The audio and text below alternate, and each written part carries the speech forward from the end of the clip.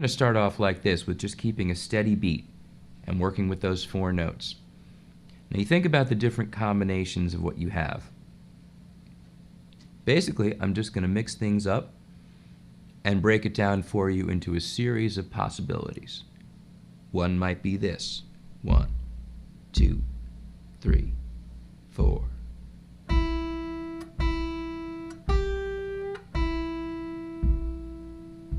Variation on that would be to hit the second note, the upper note, sooner.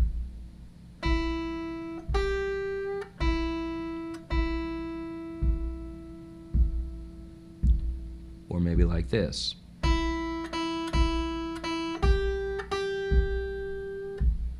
Look at the variables. I'm keeping the beat, that's a constant. I'm working with 2 notes, that's very limited. That means the variables are your timing. Am I doing this? Quarter notes. Am I doing this? 1/8 notes. And then between those 2 things, now I'm going to combine them.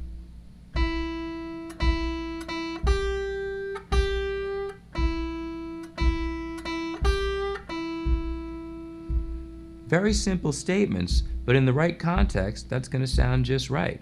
If I do this, say,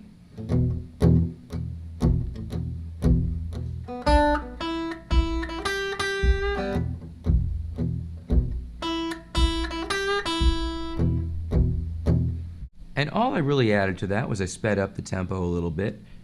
This that I played down here is just giving us a harmonic, a chordal foundation, so your ear hears E. And then I put a little bend, which is simply pushing that string up just a little bit.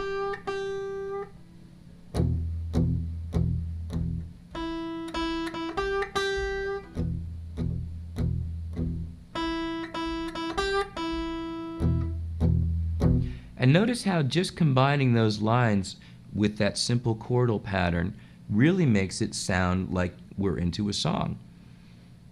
And so what we can do, and this is going to be the exercise for you watching this video, is to take that minor pentatonic shape across these 6 strings, using the notes on just those 2 frets.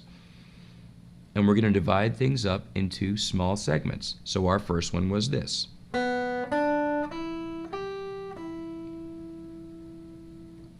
If I start on the 3rd string, let's say that I'm going to work with just the 3rd and 4th strings and have this box. Open string, 2nd fret, and on the D string, open string, 2nd fret. Those 4 notes are part of that big E minor pentatonic. There it is. And now we do want to identify the root, the E note. That's home. So now, thinking in terms of line, the ups and the downs, if I start here, then I can drop down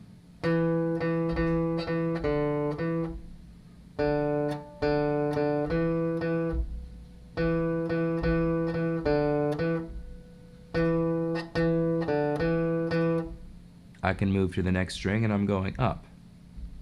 And of course leading back down. I could start here. So here's messing just within this little box. And obviously you can experiment with this on your own, and if you don't know what to do, just remember that you're working with 4 notes.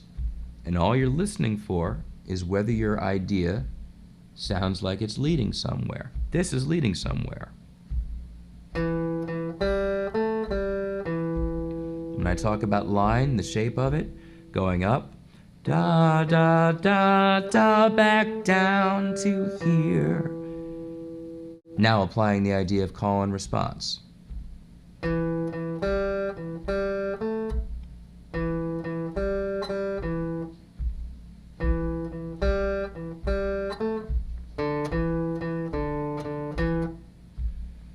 Now, I'm still ending each one of these closing phrases on that root note, on that E.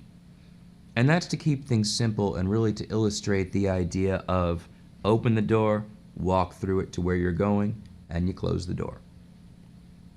We can apply the same idea with the next pair of strings, string 5 and string 4. Open, second, open, second.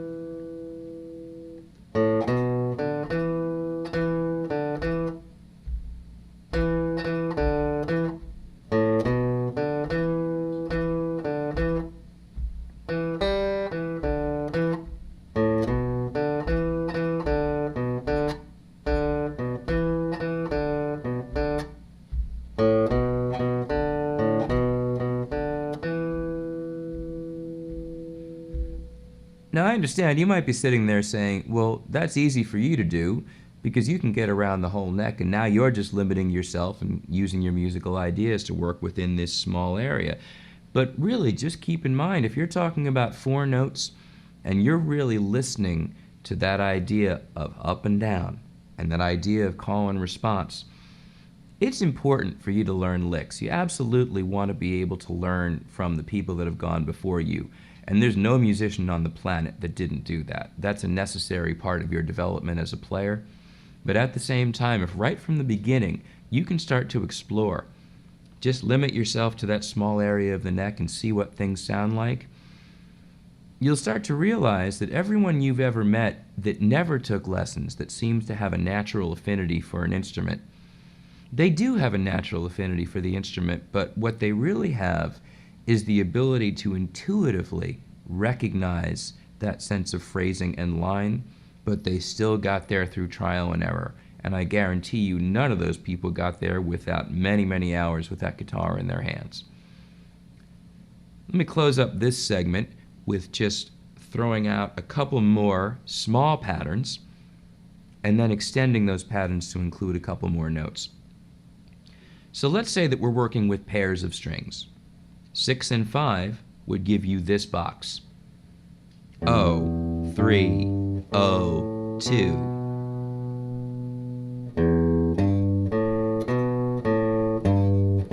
Again, thinking about the variables, keeping with the steady beat,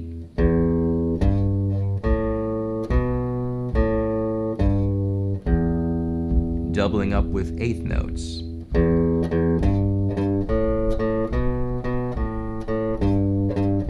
That was all repeated notes. Now I'm going to mix repeated notes and single notes.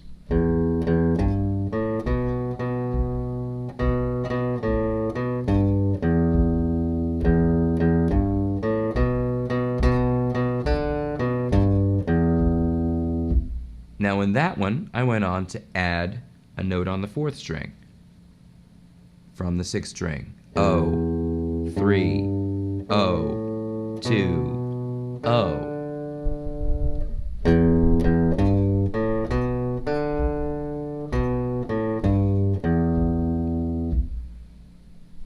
Same idea, strings 5 and 4.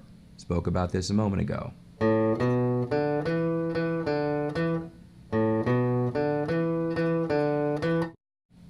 Let's add the 3rd string.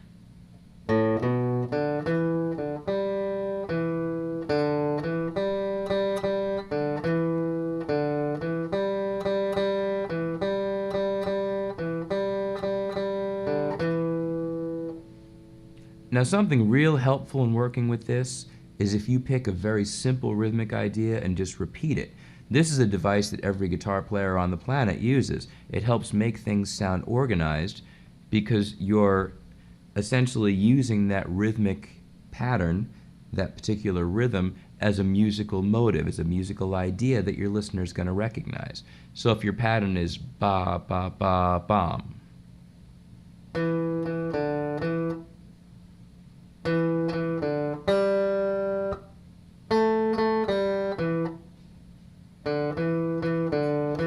or ba da dee da da da.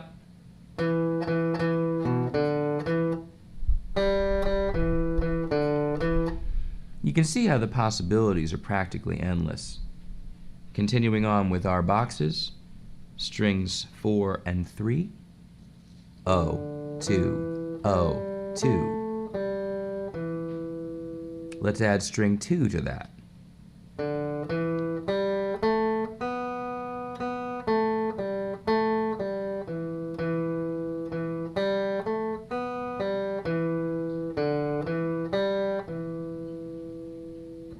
Strings 3 and 2. O, 2, O, 3. And let's go ahead and add string 1 to that. And just to get a little more ambitious, let's say a 6-note pattern, starting from string 3. O, 2, O, 3, O, 3. Play with that one a little bit. Let's say my basic rhythmic idea is da da da da da da da da da da da.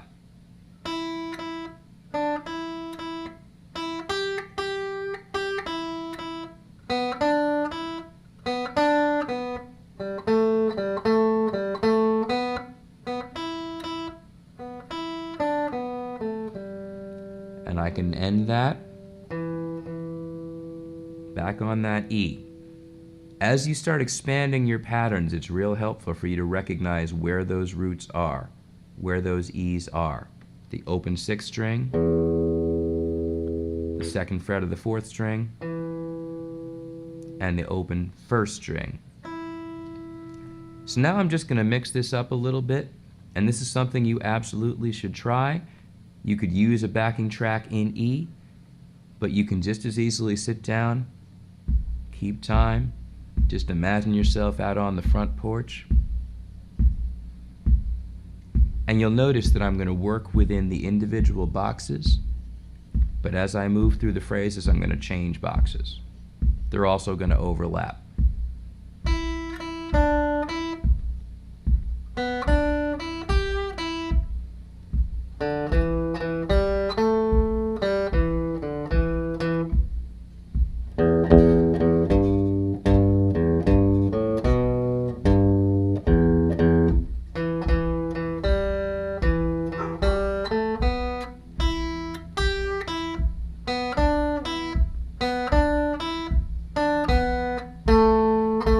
Close the door, closing the door.